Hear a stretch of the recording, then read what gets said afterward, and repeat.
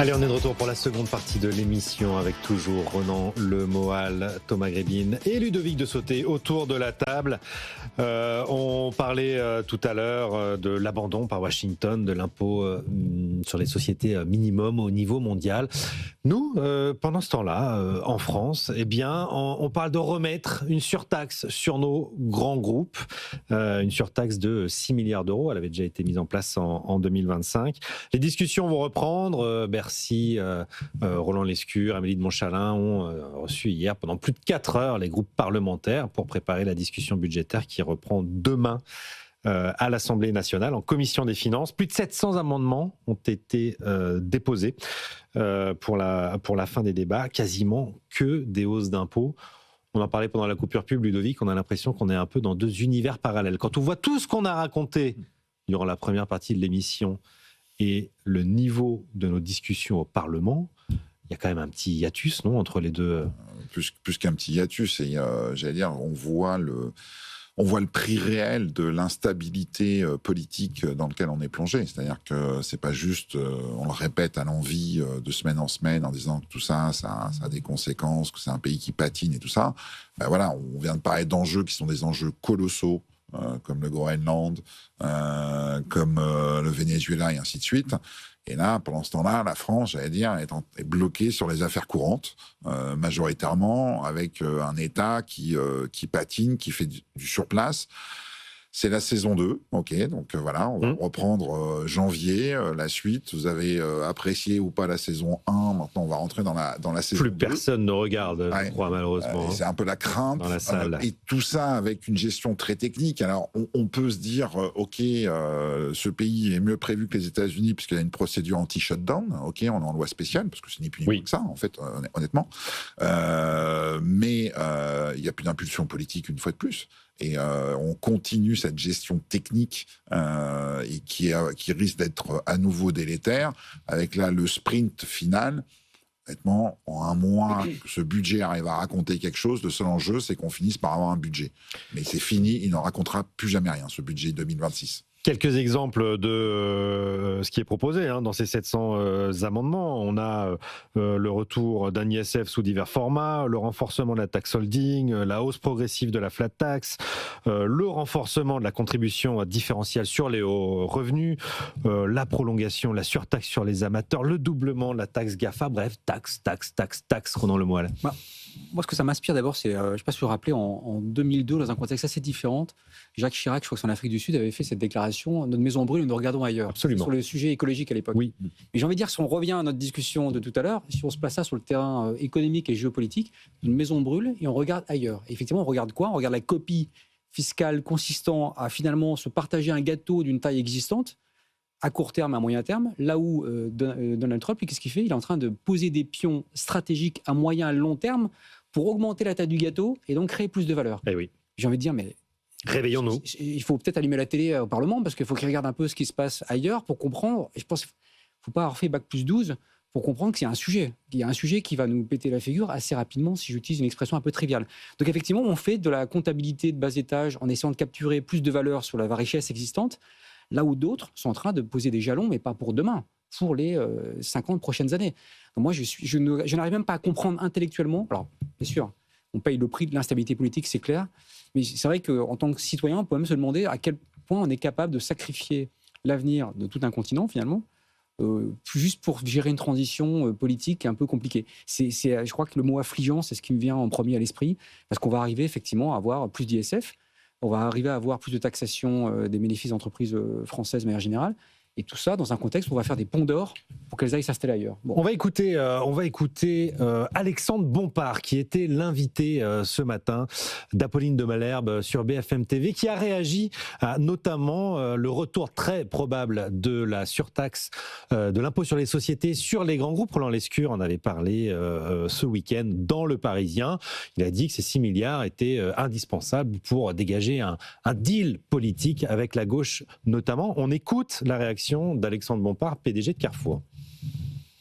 Quand j'entends que la seule solution qu'on a aujourd'hui, c'est d'augmenter le taux d'impôt sur les sociétés, Vous savez, l'année dernière, on a fait 8 milliards de surtaxes. On avait dit qu'elle était temporaire. Le Code général des impôts est rempli d'impôts dont on a dit qu'ils étaient temporaires. Cette année, on dit la seule manière éventuelle de trouver un accord sur le budget, c'est de reconduire une surtaxe d'IS. Qu'est-ce que ça a pour conséquence ? La moyenne mondiale du taux d'impôt sur les sociétés, c'est 25%. Si on reconduit, on sera à 35%. On peut se dire, c'est pas grave, c'est les 400 plus grandes entreprises, dont Carrefour évidemment est, elles se débrouillent. Mais c'est pas comme ça que ça marche. C'est pas comme ça que ça marche. Et ça, la classe politique n'arrive pas. On est à 35,3% très précisément de taux d'impôt sur les sociétés, taux réel, sur nos grands groupes français, quand Donald Trump l'a amené à 15%. On est dans une France qui est complètement à contresens de la grande marche du monde, non, Thomas Grébine ? Oui, c'est vrai que quand on regarde les chiffres, quand on prend les taux d'imposition en France pour les entreprises non financières et qu'on prend ça net des aides aux entreprises, il y a toujours ce discours sur les aides aux entreprises, mais quand on prend les impôts nets des aides, en France, les entreprises non financières sont les troisièmes plus taxées dans l'Union européenne, derrière la Suède et Chypre. Et donc ça, c'est c'est quand même un problème important lorsque vous avez une économie ouverte et lorsque vous avez des difficultés pour avoir des secteurs technologiques ou développer des avantages concurrentiels très forts. Il y a un chiffre qui me semble intéressant, c'est le taux de marge net des sociétés non financières. Il est autour de 15% en France. C'est un des plus faibles des pays de l'Union européenne. Si on compare, donc le taux de marge net, c'est quand vous enlevez d'une part, bien sûr, les salaires et les cotisations sociales, les impôts de production, mais aussi l'amortissement, la dépréciation du capital. Oui. Donc ce taux de marge net des entreprises, autour de 15%, c'est un des plus faibles des pays de l'Union européenne. Il est 5 points plus faible qu'en Allemagne et il est presque 10 points plus faible qu'en Espagne. Donc là aussi, ça indique aussi, c'est-à-dire qu'on parlait de l'investissement tout à l'heure, si vous avez un taux de marge qui est aussi faible, c'est ensuite difficile pour les entreprises d'investir, sauf notamment à s'endetter. Il y avait une étude récente de l'OFCE, pour aller dans le même sens, qui montrait que la hausse depuis 98 très importante de la part des salaires en France dans la valeur ajoutée. Il y a eu une hausse de près de 10 points de la part des salaires dans la valeur ajoutée nette. C'est très intéressant parce que c'est pas ce qu'on entend dans le débat public. Et cette part des salaires dans la valeur ajoutée nette, c'est de nouveau la plus importante des grands pays de l'Union européenne, autour de 90%. Donc là aussi, il y a quand même une particularité de plus en plus forte de la France, d'une part par rapport à nos voisins et puis de l'Europe par rapport au reste du monde. Et donc on est quand même dans un modèle français qui est un peu à bout de souffle. On parlait du débat budgétaire. Oui. Aujourd'hui, on est en train de se battre pour essayer de passer le déficit budgétaire en 2026 de 5,5% à 5%. Et on n'arrive pas à passer le déficit budgétaire sous les 5%. Donc c'est quand même, on n'est pas dans une période de crise économique, on n'est pas dans la période Covid. Et donc, malgré tout, on n'arrive pas à passer les 5% de déficit. Et donc là, ça indique beaucoup de choses. C'est-à-dire qu'on a un modèle social qui, aussi, on a de plus en plus de mal à financer. On a eu aussi ce débat sur le déficit de la sécurité sociale, qui est là, qui devrait être de 25 milliards en 2026. Alors, facialement, il est plus faible. Il est de 19 milliards parce qu'il y a un transfert de 4 milliards et demi de l'État vers la Sécu, effectivement, mais on est à 25 milliards. À 2029, on devrait avoir 18 à 20 milliards de déficit de la sécurité sociale par an. Donc là aussi, c'est un problème. C'est-à-dire que là, on s'endette chaque année. Et donc ça se fait in fine d'un point de vue macro au détriment de l'investissement et puis évidemment au détriment des générations futures. On fête les 80 ans de la sécurité sociale, Ludovic, cette année. Enfin, on l'a fêté fin 2025 très précisément. Mais ce que décrit Thomas Grébine très bien ici, c'est un pays qui n'est plus tenu, tout simplement, alors que les menaces extérieures ne font que croître. Qui n'est plus tenu et qui n'est plus, et il n'y a pas de jugement dans ce que je vais prononcer, qui n'est plus de son temps, en fait. C'est surtout ça que dit Thomas. C'est-à-dire qu'en clair, on peut regretter le modèle social français, c'est-à-dire que c'était très bien et tout ça. C'est pas ça le propos. C'est-à-dire qu'on rentre dans d'autres équations. La France rentre très mal dans l'équation, honnêtement, pour plein de raisons politiques. d'expertise, j'irais même. Je pense parce que c'est trop simple de charger que le politique. Le politique est finalement le miroir d'une société, d'une expertise et tout ça. Je pense qu'il y a des problèmes d'expertise aussi, parce qu'il y a un discours ambiant qui nourrit pas à la hauteur de ce qu'on peut attendre des enjeux aujourd'hui le monde politique. Non mais Ludovic, ce discours, il est entretenu par les politiques, non? Parce que l'expertise, on l'a fait tous les jours autour de cette table. Reprenons l'exemple de manière assez lucide. L'attaque Zuckman, je l'ai dit, je le redis, peu importe, c'est la hauteur de débat ou de contraction du MEDEF n'était pas à la hauteur non plus de l'enjeu. C'est-à-dire que c'est pas juste les politiques, c'est-à-dire que même le patronat a un problème de logiciel, à mon sens, le patronat français, dans son expression, qui s'adapte par rapport aussi à la sphère politique.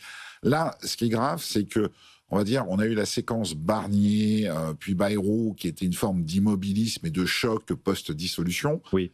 Là, on a le sentiment que la maladie s'est installée. C'est-à-dire qu'en fait, on est parti, avec le risque, c'est qu'on soit parti jusqu'en 2027, en réalité. Un énorme risque de surplace dans un monde qui va de plus en plus vite. Et elle surplace dans un monde relativement immobile, qui peut être acceptable. Là, il y a un monde où les règles sont en train de bouger à très grande vitesse, où les décisions, où j'allais dire, le fait d'être agile a une importance aiguë. Oui.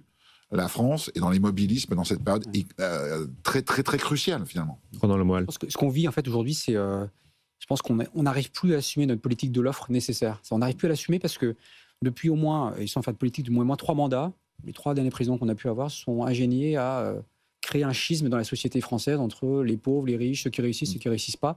Et ça amène à une situation politique, effectivement, aujourd'hui, alors bien sûr, accentuée par la situation au sens de la taille de ce que l'Assemblée est, qui rend impossible ce qui, pour moi, est la seule voie crédible, c'est-à-dire avoir une vraie politique de l'offre assumée durablement. Je ne dis pas qu'elle n'a pas eu lieu, il y a eu des choses de fait, mais on ne l'assume pas. On a vécu 10 ans, 2015-2025, de stabilité fiscale et de politique plutôt pro-business. Oui, mais Dieu seul sait si. Moi, je suis le premier à dire qu'il y a eu des belles choses de fait en la matière, mais qu'est-ce qu'on est en train de faire là? En ce moment, on est en train de détricoter plus ou moins rapidement. À vitesse grand V, oui. On n'arrive pas à l'assumer là, on est agile et durablement. véloce. On n'arrive pas à l'assumer durablement parce que ça emporte des conséquences au niveau sociétal qu'on ne sait plus expliquer. En fait, on ne sait pas expliquer à quel projet commun tout cela concourt et comment, par les biais de notre système social, de notre système de redistribution, la réussite des uns va contribuer au bonheur aussi des autres. Au bonheur, en tout cas, à faire que tout le monde trouve sa place dans la société. On n'arrive plus à ça. Et je pense que face à un Trump qui, lui, va effectivement à coup de bazooka pour dire, de toute façon, moi, ce qui m'intéresse, y compris d'ailleurs en faisant sans doute peut-être des dégâts dans son pays d'un point de vue social, je ne dis pas l'inverse, mais en tout cas, qui crée à grande vitesse, à grande échelle, cette politique de l'offre, nous, on ne l'assume pas. Et tant qu'on ne l'assumera pas, on n'y arrivera pas. Il manque un récit national, nous dit Ronan Lemoyle. Vous êtes d'accord, Thomas Grébine? Oui, je suis d'accord. Mais une des difficultés, c'est aussi ce que disait Ludovic, c'est-à-dire que le monde bouge beaucoup plus vite que nous. Et donc là, malgré tout, on a fait une politique de l'offre, mais on a aussi fait une politique très forte. Oui, tout en appuyant sur la dépense comme un Keynésien sous stéroïdes. Et donc, quand vous regardez de nouveau les baisses d'impôts depuis 2017, il y a eu 1,8 point de baisse d'impôts de PIB, 1,8 point de PIB de baisse d'impôts pour les ménages et 0,8 pour les entreprises. Donc, c'est moitié moins. Donc, il y a le discours sur la politique de l'offre. Donc, oui, il y a des efforts qui ont été faits, mais malgré tout, même quand on a fait cette politique de l'offre, en vérité, on a... D'abord les ménages. On a surtout fait une politique de demande. C'est bien de le rappeler parce qu'on entend aussi beaucoup tous les cadeaux qu'on fait aux entreprises. Finalement, les baisses d'impôts sont aux 2/3 pour les ménages. La plus forte baisse d'impôts, c'était la taxe d'habitation, c'était 1 point de PIB. 20 milliards, oui. Donc, c'est ça. C'est-à-dire qu'en France, malgré tout, du fait de notre structure économique, on favorise structurellement les ménages au détriment des entreprises. Et donc, c'est ça qui est de plus en plus difficile de changer. Et c'est d'autant plus difficile de changer que, en fait, comme le monde bouge beaucoup plus vite, malgré les efforts qu'on fait, en fait, on ne voit pas les résultats. Donc, on arrive, par exemple, à stabiliser plus ou moins la part de l'industrie dans le PIB. Mais quand vous êtes un commentateur, vous ne pouvez pas dire que c'est une réussite phénoménale. Et oui, on est à 10%. Oui, ouais. Mais en même temps, c'est vrai qu'on a arrêté l'hémorragie qui avait eu lieu pendant les 30 années précédentes. Mais de nouveau, c'est parce que c'est très difficile. C'est très difficile de bouger en France, c'est très difficile de bouger en Europe. Et quand vous bougez de façon insuffisante par rapport au reste du monde. Or, lorsque vous êtes dans une économie globalisée, l'objectif, ce n'est pas de bouger vite par rapport à vous-même, c'est de bouger plus vite que vos adversaires. Oui. Et donc, c'est là où la France et l'Europe sont dans une situation relativement sclérosée. Et moi, je ne pense pas que ce soit seulement un problème d'instabilité politique. Je pense qu'il y a un problème de diagnostic économique qui n'est pas partagé dans la classe politique française, qui n'est pas particulier. Et d'expertise. oui, mais qui n'est pas partagé. C'est-à-dire que Gabriel Zucman est considéré comme un des grands économistes français. Donc lui n'a pas un problème d'expertise, il a un problème de divergence de diagnostic par rapport à d'autres économistes. Et donc après, quand le Parti socialiste reprend les propositions de Gabriel Zucman, le Parti socialiste reprend les propositions des économistes les plus renommés dans le monde. Oui. Donc là, je pense que véritablement, il y a un problème de divergence de diagnostic économique et qui ne sera pas réglé en 2027 parce qu'on ne va pas régler d'un coup de baguette magique le fait qu'il y a des opinions très différentes. Oui, ça c'est sûr que ça va être très compliqué. Il y a aussi beaucoup de craintes qui ont été instrumentalisées sur le Mercosur. Ça rejoint, et c'est notre dernier thème des experts aujourd'hui, ces peurs du monde agricole face au Mercosur qui, a priori, est un gain d'activité, un gain de production, des débouchés sur un marché de 270 millions de consommateurs. On dit que c'est à peu près 0,9% de croissance en plus. C'est aussi le Mercosur, un accès à une zone d'influence en Amérique latine, là où les États-Unis et la Chine sont extrêmement offensifs. Premier partenaire commercial du Mercosur, je rappelle que c'est Pékin. Ça n'est pas l'Europe. Et aujourd'hui se tient une réunion très importante, Ludovic, à Bruxelles, une réunion des ministres de l'agriculture des 27 qui vont discuter PAC et Mercosur. Quels sont un peu les enjeux? Qu'est-ce qu'il faut attendre? Les enjeux, c'est de dire, alors il y a une sorte de petits cadeaux qui se dessinent avec les 49-50 milliards d'accès crédit au PAC qui vont être accélérés pour permettre de répondre à des urgences et qui sont un peu un cadeau fiscal, en espérant que vendredi, puisque vendredi symboliquement c'est le moment où devrait être ratifié le Mercosur avec deux pays qui pour l'instant semblent, il y avait un troisième, l'Italie, qui a dit finalement tout va bien, qui sont la Pologne et la France. Et une fois de plus... Et la Hongrie. Ouais, et la Hongrie. Mais une fois de plus, la France, j'allais dire, il y a un point commun dans la conversation qu'on a. C'est-à-dire que, à nouveau, la France, qui est plutôt dans un mode de résistance, un mode de résistance... À contresens, à contre-courant. À contresens, mais qui va être de plus en plus compliqué à 48 heures de l'échéance. Ah oui. Alors, soit il y a un miracle, il y a un cadeau qui va tomber de Bruxelles dans les heures qui viennent en disant bravo la France, vous avez super bien négocié, vous avez fait un Trump, vous avez montré, et puis on vous donne ça. Oui. Soit... vendredi, la France, on va passer un petit peu pour des imbéciles. C'est-à-dire que dire, on a tenu une position et en fait là, l'Europe nous lâche, les 65% sont atteints et l'Europe nous lâche et aller pleurer avec les Polonais. Finalement, c'est un camarade français. Donc, je pense que on est dans un pays qui se pose des questions qui sont sûrement valables, qui ont sûrement du sens. Et une fois de plus, c'est pas la remise en cause, mais sur lequel il y a on perd, voire on n'active absolument pas de pragmatisme par rapport à ces dossiers-là. C'est-à-dire que sur tout dont on discute depuis tout à l'heure, le Groenland, le Mercosur, le budget, on pourrait avoir des idées plus généreuses, plus constructives, si on avait la force de les imposer. Or, il y a un problème quand même de mégalomanie dans le comportement de la France. C'est-à-dire qu'on agit comme si on pouvait encore imposer des choses, que ce soit du 15%, de l'anti-Mercosur, des choses comme ça. Non. C'est pas une question de politique intérieure, tout simplement. En fait, il faut se le dire, et c'est peut-être la gestion politique intérieure, ce que disait très justement Ronan tout à l'heure, c'est peut-être le premier choc, ce qu'il va falloir admettre, c'est qu'on pèse moins qu'avant, en fait. Et que quand on pèse moins qu'avant, il faut être intelligent. Il faut composer, il faut comprendre. C'est-à-dire, on ne peut plus imposer aujourd'hui. La France ne peut plus imposer. Et ça, c'est un choc qui aujourd'hui fait qu'on croit qu'on peut entretenir une petite flamme d'un modèle qui est en train de s'éteindre partout ailleurs. C'est un gros choc. On s'est un peu pris les pieds dans le tapis de la crise, les pieds dans le tapis de la crise agricole aussi, Ronan Le Moal. Sur le sujet, je pense effectivement, d'abord, je pense que ça ne satisfera pas les agriculteurs français. Ils le prendront sans doute, les 48 ou 49 milliards, en tout cas d'aide de la PAC. Simplement, ce n'est pas ce qu'ils souhaitent sur le fond, on peut revenir juste après. Deuxième point, je pense que ça rejoint la construction de l'Europe. L'Europe aujourd'hui, dans les accords Mercosur, il y a des gagnants, des perdants. Alors, plus ou moins, ça peut se discuter. On voit bien qu'il n'y a pas comment dire, ceux qui gagnent ne redistribuent pas à ceux qui gagneraient un peu moins, comme ça le serait dans un pays, entre guillemets, ou un État. En tout cas, en France, on n'entend pas ceux qui gagnent. Et il y en a, la filière vinicole, les productions laitières, et puis évidemment l'industrie au sens large, gagnerait. Et puis, il y a un dernier point, je pense, c'est que très largement. Je pense que le monde agricole en France voit aussi toutes les contraintes qui pèsent, entre guillemets, pour les transitions qui leur sont demandées, à juste titre. Simplement, on a oublié une dimension, c'est que tout le monde est d'accord d'aller du point A au point B, c'est-à-dire du point où on n'est pas vertueux au point où on l'est beaucoup plus. Le seul sujet, c'est que passer du point A au point B, ça suppose de faire des capex souvent. Souvent, il faut investir. De l'investissement. Notre modèle agricole, il n'est pas capable de supporter les capex qu'il faut faire. Et le problème, c'est qu'on nie cette réalité. On la nie, on l'occulte. Et on l'occulte comment ? Jusqu'à y compris en subventionnant via la PAC. Il vaut mieux regarder le sujet tel qu'il est. Le sujet est, si vraiment on veut être vertueux de ce point de vue-là, il faut des capex. Ces capex doivent être supportés par le monde agricole. Et donc, il peut supposer soit d'avoir des mécanismes financiers qui se mettent en place, soit un modèle différent de fonctionnement. Alors, je ne sais pas s'il faut parler de consolidation ou autre chose, mais tant qu'on niera cette réalité, on n'y arrivera pas. Alors, effectivement, ça vient se heurter aussi avec quelque chose qui est très culturel en France, auquel je crois aussi, c'est le monde agricole, c'est aussi la vivacité des territoires, c'est aussi une forme de culture, il faut bien l'admettre.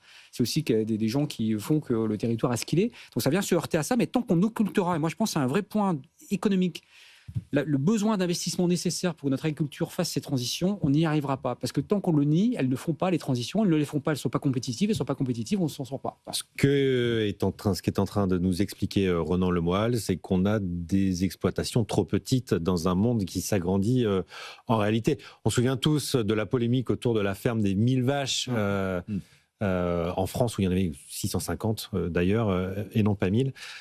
Les Qataris sont en train d'investir dans une ferme en Algérie où il y aura 270 000 vaches d'exploitation laitière. 270 000, c'est un autre monde. Et la concurrence viendra peut-être davantage d'ici, des pays soit européens, soit du Maghreb, que du Mercosur. On a un problème de structuration de notre industrie agricole, de nos exploitations agricoles, Thomas Grébin. On parle souvent des difficultés de l'industrie en France, et c'est vrai qu'on parle beaucoup moins des difficultés du secteur agroalimentaire. Or, ce secteur agroalimentaire a subi un déclin assez important depuis 25 ans. Il faut se souvenir qu'au début des années 2000, la France, on était le 2e exportateur mondial dans le secteur agroalimentaire. Aujourd'hui, on est passé au 6e rang, et on est en passe de se faire dépasser par l'Espagne. Depuis 2015, on a un déficit en matière agroalimentaire par rapport aux autres pays de l'Union européenne. On a un déficit. La France, qui était la grande puissance agroalimentaire, a depuis presque 10 ans un déficit vis-à-vis des autres pays européens. On avait réussi à compenser ce déficit en ayant un excédent avec les pays tiers, c'est-à-dire les pays hors de l'Union européenne. Or, pour la première fois en 2025, potentiellement, on pourrait avoir un déficit de toute la branche agroalimentaire en France. Donc, c'est quand même un séisme. C'est une première. Hein. Oui, ce qui serait un il faut se réveiller. Hein. Oui. Et donc, il y a véritablement, depuis la fin des années 2000, une perte de compétitivité très forte du secteur agroalimentaire. Donc, c'est en partie... Pourquoi ? Quelles sont les causes de ce déclin ? Il y a des causes. Vous avez parlé des petites exploitations. Donc, ça, c'est potentiellement une cause significative. Mais ensuite, il y a toutes les causes qu'on retrouve par ailleurs pour l'industrie manufacturière, c'est-à-dire une surréglementation, une surtransposition des normes européennes, un coût du travail qui peut être trop important dans certains segments de l'industrie agroalimentaire. Donc, toutes les difficultés du tissu productif français, on les retrouve aussi dans le secteur agroalimentaire. Mais de nouveau, c'est quand même très préoccupant. C'était un des principaux points forts de la France. Et là, même ce point fort, aujourd'hui, on est en difficulté. Ludovic. Ce que dit Thomas est extrêmement important, parce que ça veut dire aussi, on mesure à l'aune de ces constats, la souffrance du monde agricole, qui est réelle. Bien sûr. Qui est réel. Qui travaillent comme des malades pour quelques centaines de revenus par mois, parfois. C'est pas ça le propos. Et j'ajoute un autre point qui est un peu une des maladies et une des causes de la PAC aussi, parce qu'il y a un autre facteur, c'est que la richesse naturelle de la France dans le monde agricole, c'était notre climat. Notre climat, le fait de bénéficier de quelque chose dont les Français ne sont pour rien. Et notre géographie. De l'eau, un climat favorable, des prairies, enfin une variété. Et même ça, aujourd'hui, ça va être atteint, puisqu'il y a le changement climatique, qui est un facteur énorme de rupture dans l'agricole. Et là où l'Europe aurait pu avoir une gestion intelligente, de devancer, de prévoyance dans ce domaine-là, de commencer à adapter, parce qu'il y a des logiques de productivité liées au changement climatique. On le voit avec les vignes. La France est un pays qui arrache les vignes aujourd'hui. C'est-à-dire que c'est une réalité. On était numéro 1 du vin, et aujourd'hui on se retrouve à arracher des vignes. Alors il n'y a pas que des problèmes de consommation de vin, il y a aussi des problèmes de production et de climat. Et ces ruptures-là aujourd'hui Là, c'est pas une rupture de Trump dont on parle, c'est une rupture qu'il faut savoir gérer et qu'on doit gérer ensemble, c'est-à-dire avec toute une filière, toutes les filières. Et là, même ça, on a du mal à le faire. Ah oui, mais Même on refuse même des débouchés en Amérique latine avec le Mercosur Ouais, mais je pense pendant le mois. De deux choses l'une. Tout ce qu'on est en train de dire depuis tout à l'heure revient à dire finalement qu'il y a un certain nombre d'investissements à faire pour que notre outil agricole soit au niveau. Donc, soit on veut un modèle comme il est aujourd'hui, c'est une agriculture plus fragmentée, c'est pas une critique. Moi, je trouve que c'est pour balader beaucoup dans le territoire, ça a beaucoup de vertus, y compris d'ailleurs dans la protection des écosystèmes. Parce que ce qu'on voit pas, c'est que les agriculteurs, c'est aussi des talus, c'est plein de choses. C'est l'entretien de nos sols, les terres oui, bien sur ce qu'elles sûr. sont. Donc, ça a aussi Et de nos des vertus. paysages. Et soit c'est ça le modèle. Mais dans ce cas-là, il faut trouver des mécanismes, non pas de la PAC, mais d'accompagnement, y compris via des produits financiers, avec un peu d'intelligence, pour permettre que les CAPEX soient faits par les agriculteurs et qu'ils donc soient capables d'assumer leur modèle. Soit on dit on ne veut pas de ça, mais pas de subvention non plus. Dans ce cas-là, il faut un modèle différent, effectivement. Je ne sais pas s'il faut jusqu'à 260 000 vaches, mais c'est des modèles beaucoup plus industriels. Mais à un moment donné, j'ai l'impression que là, encore une fois, mais ça rejoint tous nos débats depuis tout à l'heure, on pousse un peu le tas de sable pour calmer un peu tout le monde, mais on ne résout pas le problème de fond. Le problème de fond, il sera toujours là quand on se réveillera et qu'on aura consommé les 48 ou 49 milliards. Il sera toujours là. Donc il faut le trancher, ce point. Bon, on calme les colères et pendant ce temps-là, on fait un peu du surplace quand le monde avance, lui, à vitesse grand V. Ce sera la conclusion de cette émission. Merci à tous les trois, Ludovic de Sauté, Ronan Lemoal et Thomas Grébine, pour cette émission passionnante, disponible en podcast et replay sur l'application BFM Business. Tout de suite, c'est Antoine Larigauderie que vous retrouvez pour Tout pour investir.